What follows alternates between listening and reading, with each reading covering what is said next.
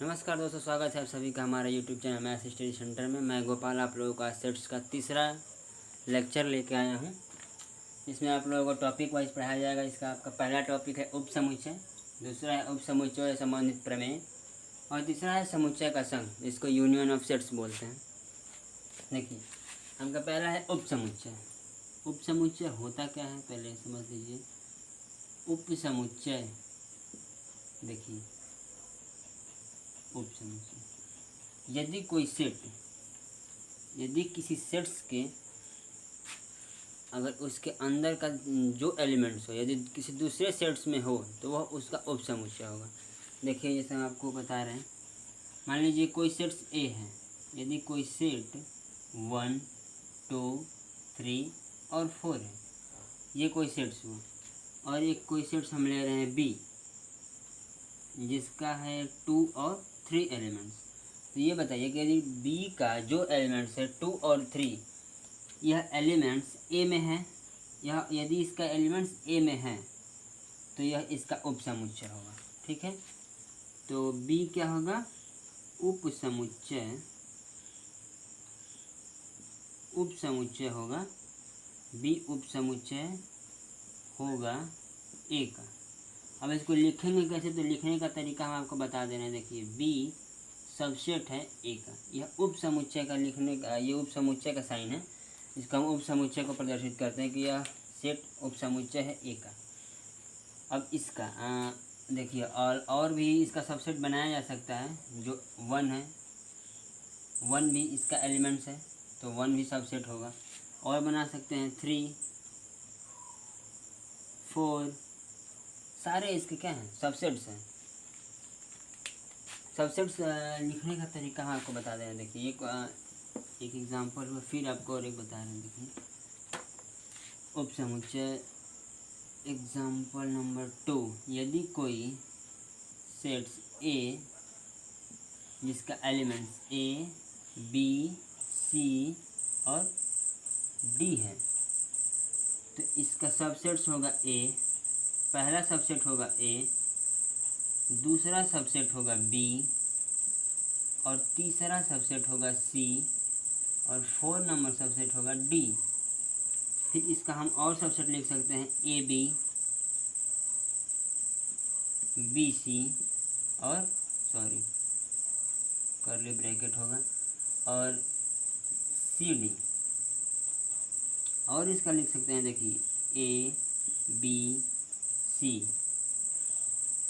B C D और लिख देंगे सी डी ए। ठीक है, ये सारे के सारे इसके सबसेट्स होंगे। और इसका 2 सबसेट, अगर इसका और एक सबसेट मानेंगे तो खुद का सबसेट है। यदि कोई भी सेट्स हो, जो सबसेट्स होगा वो अपने का, और उसका एक और से सबसेट होगा जिसको नल सेट, रिक्त समुच्चय बोलते हैं।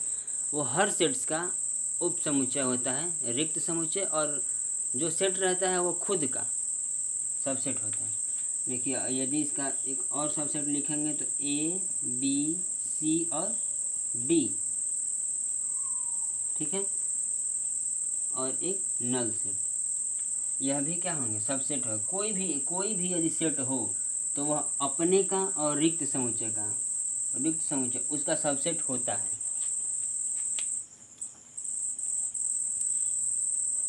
तो आप इसका डिफिनेशन लिख सकते हैं कि यदि किसी समुच्चय, यदि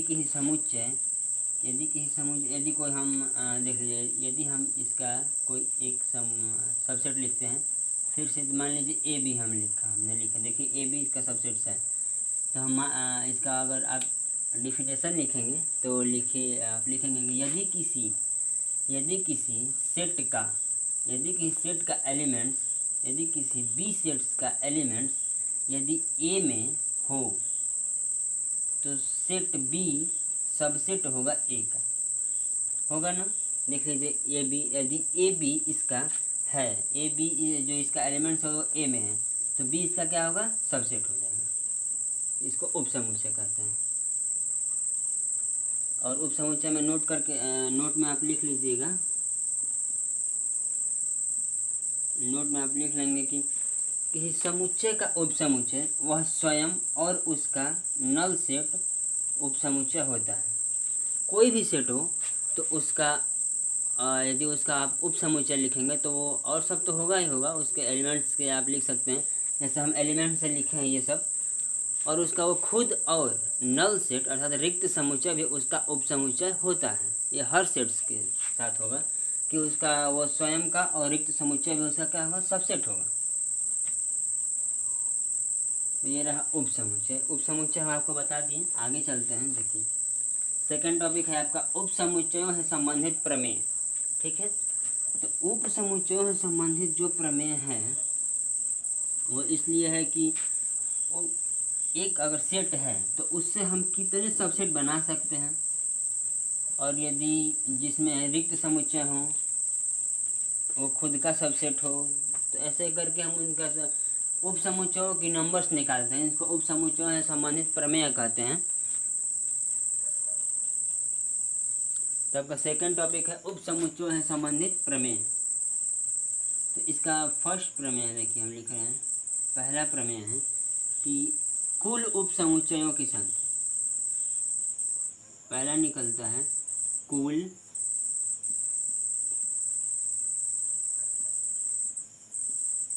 उपसमुच्चयों की संख्या।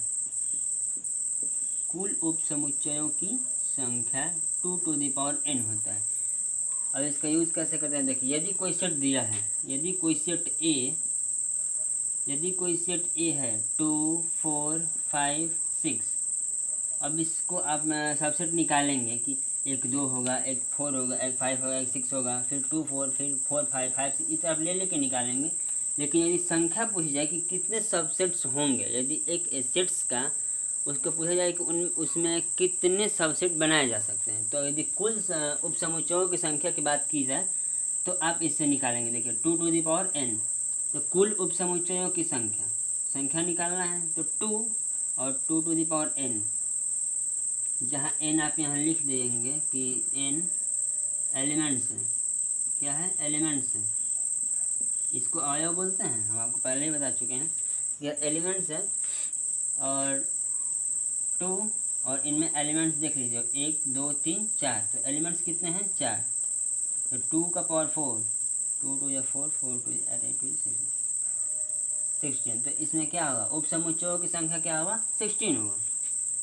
तो इस तरीके से कुल उपसमुच्चयों की संख्या क्या होगा, 16 होगा। यदि किसी सेट्स के उपसमुच्चयों की संख्या निकालनी हो तो 2 to the power n। देखिए एक और हम आपको एग्जांपल बता रहे हैं।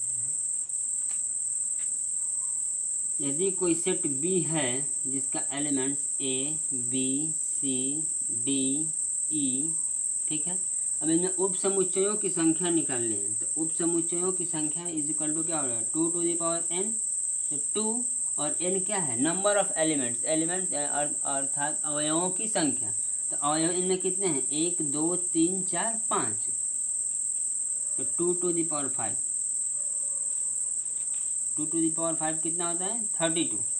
तो इनमें जो एलिमेंट्स ऑफ नंबर होंगे, जो अवयवों उपसमुच्चयों की संख्या होगी, वो कितना होगा, 32 होगा। तो इस तरीके से आप कितना भी जितने एलिमेंट्स हैं वो 2 to the power रख के आप निकाल सकते हैं। तो ये हुआ आपका फर्स्ट थ्योरम है, कुल उपसमुच्चयों की संख्या। आप वीडियो को पॉज करके नोट कर लीजिए। सेकंड में देखिए, सेकंड प्रमेय है अरिक्त उपसमुच्चयों की संख्या। और हाँ देखिए एक चीज़ बता दें, ये वो हम आपका पहला जो थ्योरम बताएं कुल उपसमुच्चयों की संख्या, तो उसमें जितने उपसमुच्चय बनेंगे, यहाँ तक कि जो खुद का सबसेट होता है और रिक्त समुच्चय होता है वो भी उसमें शामिल होता है। ठीक है, और यहाँ हम सेकंड आपको लिखेंगे अरिक्त उपसमुच्चयों की संख्या, मतलब कि ऐसे उपसमुच्चयों की संख्या जिनमें रिक्त समुच्चय को, जो रिक्त सबसेट बनता है, जो रिक्त समुच्चय होता है वो भी सबसेट होता है किसी सेट का, यदि उसको न ले तब कितना सबसेट्स होंगे। तो अरिक्त उपसमुच्चयों की संख्या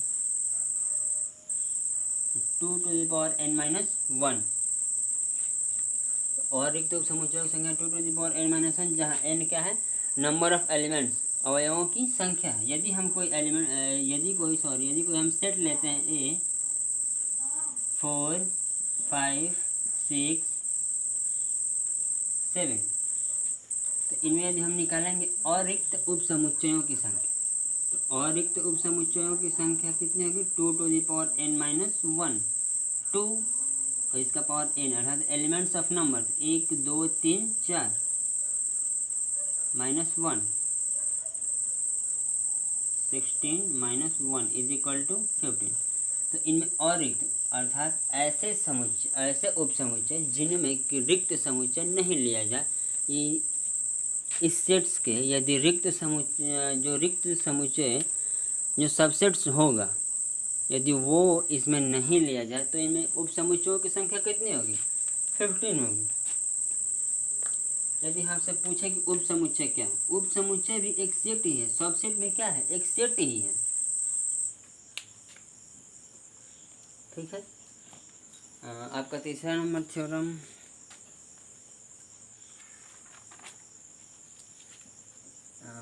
पॉज करके नोट कर लीजिए।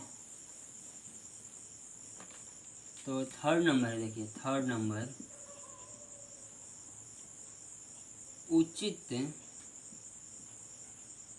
उचित उप समुच्चयों की संख्या। उचित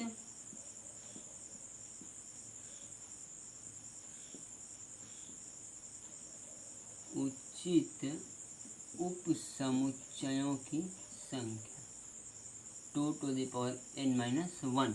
इसका भी क्या होता है? 2⁻n-1 ही होगा। यदि देख लीजिए, यदि कोई एलिमेंट्स x है जिसके यदि कोई सेट x है जिसका एलिमेंट्स 2 3 4 5 है, ठीक है।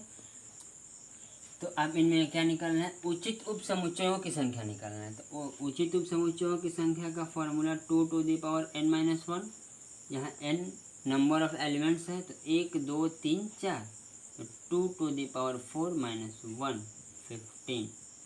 ठीक है, ये रहा थर्ड नंबर। फोर्थ नंबर होगा आपका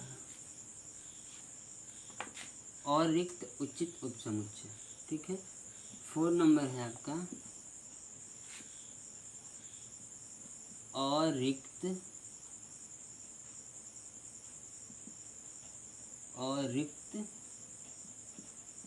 उप समुच्चयों की संख्या 2⁻n-2। देखिए इसमें दो है ना, और रिक्त देखिए यहाँ उचित छूटा है। और रिक्त उचित उप समुच्चयों की संख्या। ठीक है, तो इसमें दो है, और रिक्त भी पूछ रहा है, उचित भी पूछ रहा है। इसमें से दो पूछा है, इसमें से दो माइनस कर देंगे। ठीक है, यदि कोई सेट, यदि इसका elements A B C D है, ठीक है, तो देखिए इनमें अरिक्त उचित उप समुच्चयों की संख्या का फॉर्मूला क्या है? 2⁻n-2। तो 2 और n क्या है? Numbers of elements. तो 1 2 3 4, तो 4 नंबर 4 और -2, तो 2⁴ क्या होगा? 16 में से 2 गया 14, तो क्या होगा? इनमें से 14 अरिक्त उप समुच्चयों की संख्या होगी। सॉरी, लाइट चली गई थी। देखिए, अरिक्त उचित उप समुच्चयों की संख्या यदि ज्ञात करनी हो तो 2⁻n-2, जहाँ से एलिमेंट्स आपको कोई सेट ए है जिसका एलिमेंट्स इतना है, A B C D, जो 4 है, 1 2 3 4 एलिमेंट्स हैं। तो n क्या है? नंबर ऑफ एलिमेंट्स, अवयवों की संख्या है। तो 2⁻4-2 14 होगा। ठीक है, ये रहा आपका 4 नंबर। ठीक है,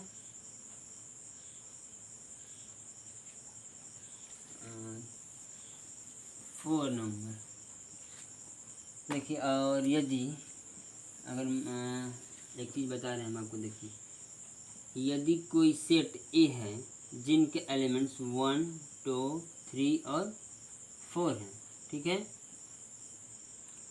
और फिर कोई सेट बी है जिसका एलिमेंट्स 3, 2, 1 और 4 है, ठीक है। और देखिए इनमें जो सेट्स हैं इनके सेम सेम है, 1 1 2 2 3 3 और 4 4 4 सेम है। यदि इनके एलिमेंट्स यदि सेम है तो यह क्या होगा, इक्वल सेट्स होगा, ठीक है, इक्वल सेट्स होगा, इक्वल सेट्स होगा, ठीक है। और यह दोनों एक दूसरे के क्या होंगे, उप समुच्चय होंगे। ए उप समुच्चय होगा बी का और बी उप समुच्चय होगा ए का, ठीक है। अब इसी तरह से आपसे पूछ दें इलाहाबाद के अक्षरों से बने उप समुच्चयों की संख्या, ठीक। यदि उप समुच्चयों की संख्या पूछ रहा है इलाहाबाद के अक्षर से, ठीक है,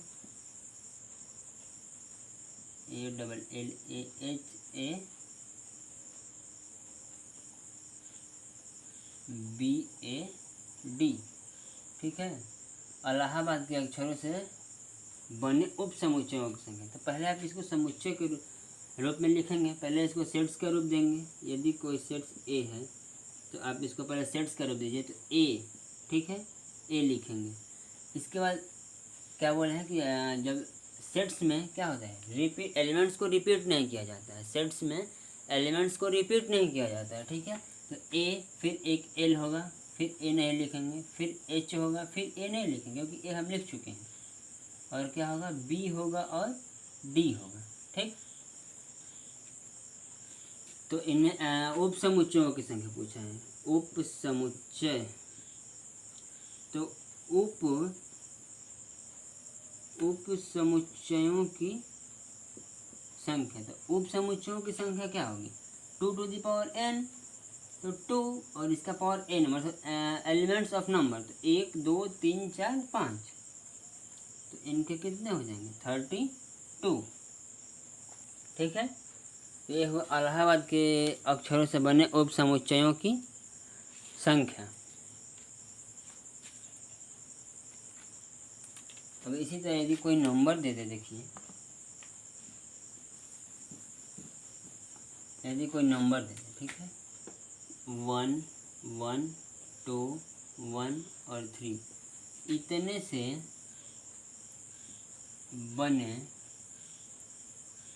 बने और रिक्त उप समुच्चयों की संख्या, ठीक, और रिक्त उप समुच्चयों की संख्या, और रिक्त उप समुच्चयों की संख्या होगी। देखिए और रिक्त उप समुच्चयों की संख्या का जो हम फॉर्मूला लिखवाए थे आपको, क्या था, 2n-1, ठीक है। तो पहले इसको तो हम पहले आप इसको सेट्स के रूप में लिखे, देखिए इसे, यदि मान लीजिए सेट ए ही मान लीजिए, तो 1 और फिर 1 है, तो 1 तो आप लिखेंगे नहीं क्योंकि सेट्स में क्या होता है, एलिमेंट्स को रिपीट नहीं किया जाता है। तो 2 और 3, तो 1 2 और 3 हो गया। तो इनमें जो अरिक्त उप समुच्चय, तो अरिक्त उप समुच्चयों की संख्या का फॉर्मूला हम आपको बताया था, 2n-1, तो 2n-1, तो 2 और n क्या है, नंबर्स ऑफ एलिमेंट्स है। तो नंबर्स ऑफ एलिमेंट्स क्या है, 1 2 3 और -1, तो 2^3 = 8 और 8 - 1 = 7। इनमें और रिक्त उप समुच्चयों की संख्या आप कितना होगा, 7 होगा, ठीक है।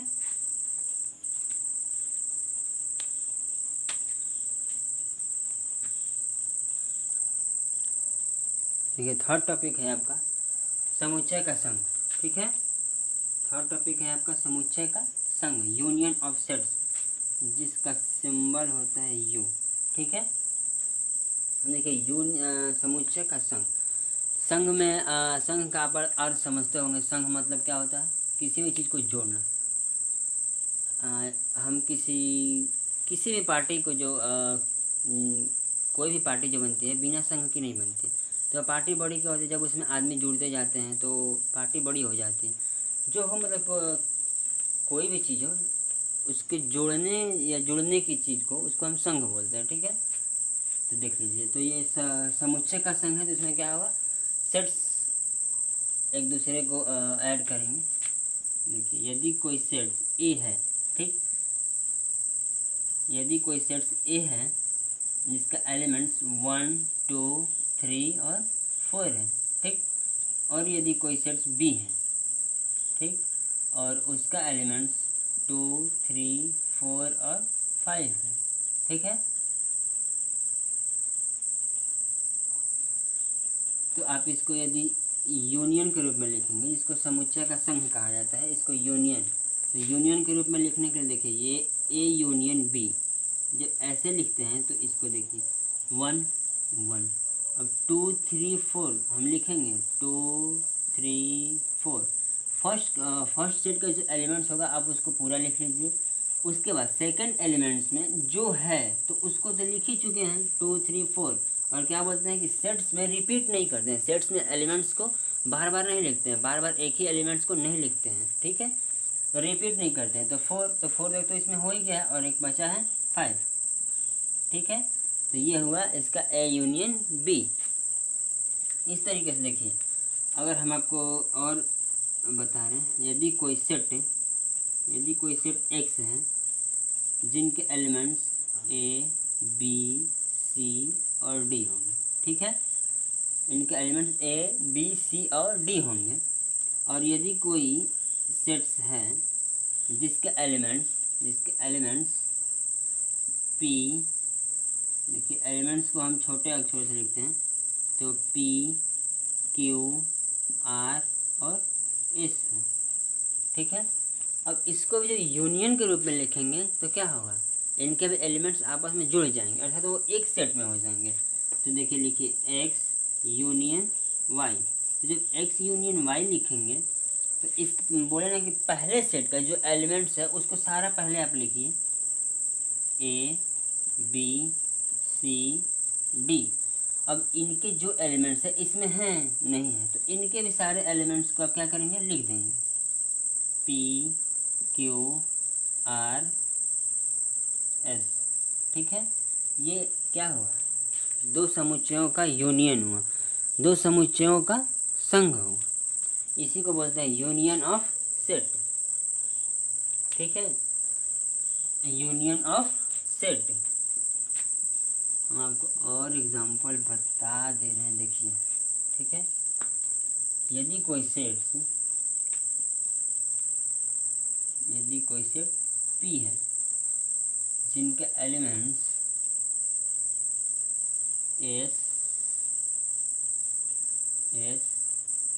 टी यू, ठीक, और कोई सेट्स है क्यू जिसके एलिमेंट्स ए एस टी है, ठीक। तो अगर आप इसका यूनियन लिखेंगे तो पी यूनियन क्यू, तो पी यूनियन क्यू जब लिखेंगे, देखिए क्या बोले हम, पहले जो एलिमेंट्स है उसको आप लिख लीजिए, तो एस टी और यू। अब देखिए कि जो हम लिख चुके हैं उसका एलिमेंट, जो पहले सेट्स का एलिमेंट्स हम लिख चुके हैं, यदि वही सेट्स वो दूसरे सेट का यदि एलिमेंट्स है उसमें, तो उसको हम नहीं लिखेंगे। देखिए एस, तो इसमें एस है, टी और इसमें भी टी है, तो ये सेकंड सेट का जो एलिमेंट्स है वो तो हम लिख चुके हैं ना, एस और टी, बचा क्या है, ए बचा है, तो इसको भी आप लिख देंगे, ठीक है। यही हुआ यूनियन ऑफ सेट, ठीक है, जिसको समुच्चय का संघ बोलते हैं,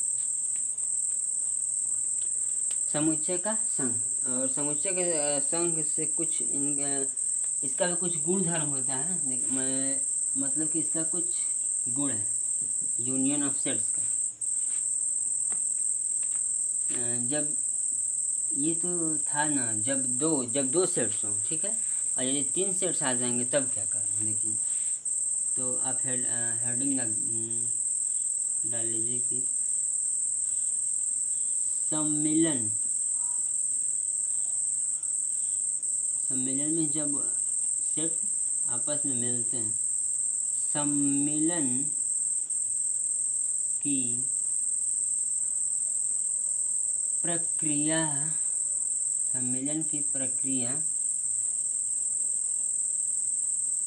के कुछ गुणधर्म, ठीक है। ये कुछ लॉ को फॉलो करता है, जो सेट्स है, यूनियन जो है, यूनियन ऑफ सेट, ये लॉ को फॉलो करता है। देखिए पहला है कि ए यूनियन बी, ठीक है। आप इसको लिख सकते हैं कि बी यूनियन ए। आप 7 में पढ़े होंगे क्रम विनिमय नियम, ठीक है। इसे क्रम के परिवर्तन से कोई अंतर नहीं होता है, उसको क्रम विनिमय नियम बोलते हैं। तो यदि ए यूनियन बी हो या बी यूनियन ए हो, तो यह क्या करता है, यह क्रम विनिमय नियम का पालन करता है। क्रम